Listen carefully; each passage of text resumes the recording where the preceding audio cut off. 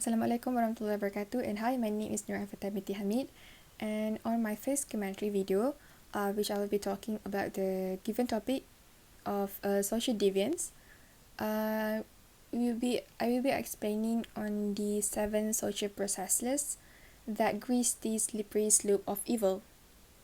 Okay, first, let me briefly touch on the definition of social deviance. So social deviance is the behavior that violates the standards of conduct or expectations of a group or a society, which may or may not be formalized into law. Okay. The figure that I chose for me to explain on the 7 social processes that grease the slippery slope of evil is Ted Bundy.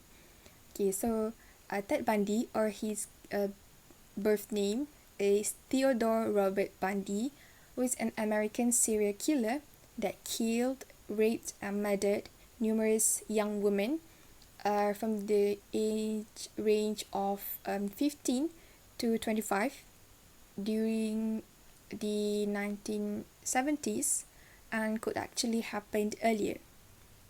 So after about a decade of denials, Bundy confessed to 30 homicides that happened in 7 different states from 1974 to 1978.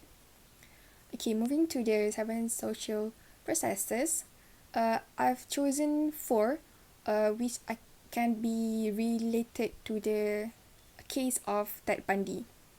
Okay, the first one is mindlessly taking the first small steps.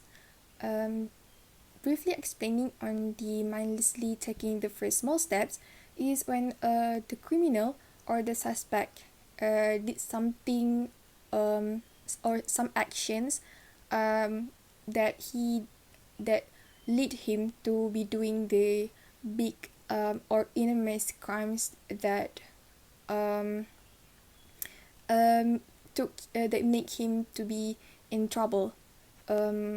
In other words, it is like the criminal making the small actions, or it is as the stepping stones for the criminals to be doing the enormous or big cases.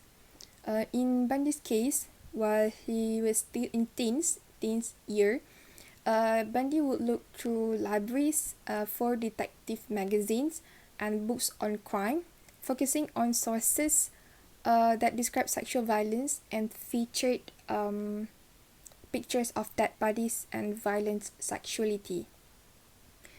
Before Bundy was even out of high school, he was a compulsive thief and a shoplifter. He actually was very passionate in sports, especially skis. So to support his love of skiing, he stole ski equipment and forged ski lift tickets. The other example that we can see is when Bundy would sneak into his father's greenhouse, who was actually his maternal grandfather, to watch pornography videos together with his cousin.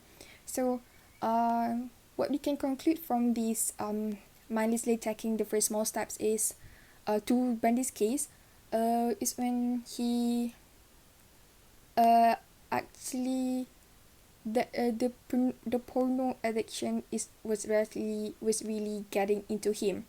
So that's why his crime are related to sexuality. So the next one is dehumanization of others. Dehumanization of others can be said when the criminal or the suspect objectify the victims. In Bundy's case, Bundy, for example, when he first committed the crime, Bundy burdened his victims with metal rod that he took from her bed frame while she slept, and sexually assaulted her with a speculum. Another example is when he committed his final crime before he was caught and sent to the prison. That happened at Lake City, Florida, where he abducted, raped, and murdered a 12-year-old girl before throwing her body under a small pig shed. Even after killing his victims, Bundy's torment did not cease. He would sometimes return to the corpse and defile them further.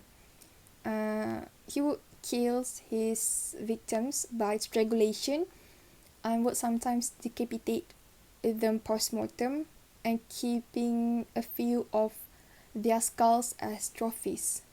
So this is the examples where Bundy lost the sense of empathy in him towards his victims, so that he really objectified them as something that could satisfy his sexual needs. So moving to the third social process, which is the individualization of self. This can be also be taken as the anonymous or anonymity. The individualization happens when a person become anonymous or assuming themselves as another personality or persona. There is two times where we can clearly see that Bundy de-individualized himself. The first is when he claimed to be Officer Roseland of the Murray Police Department. This happens when he approached he would-be victims at the Fashion Place Mall and told her that someone tried to break into her car and asked her to accompany him to the police station. So I said that the girl is his would-be victim because she refused to follow him and escape from death. The second time where Bundy de-individualized himself is when he claimed to be Richard Burton, which is a fake name from a fire department. This also happened when he tried to approach a girl and tried to talk to her, but he hurriedly left the place because he saw the girl's big brother came towards them. And the last social process that I chose is division of personal responsibility. So division of personal responsibility happened when a person transferred their personal responsibility and blame other people or situation for the consequences. In Bundy's case, before his execution in 1989, Bundy often referred to an entity in him as the driving force behind his kills, because the entity is a literal voice in his head that compelled him to commit violent acts whose he would not deny. When what the entity told him to do, which we can clearly see and read on the websites on the internet, was torture, rape and kill of unsuspecting people, which most of them are young women, in disturbingly brutal ways. So Bundy used the entity to avoid from being executed, as he did not suffer from schizophrenia, which a mental illness that you hear voices and say things that are not real, hallucinate and things like that. He did not suffer from dissociative personality disorder or any mental illness to which his actions and the voice in his head could be attributed. So we can see that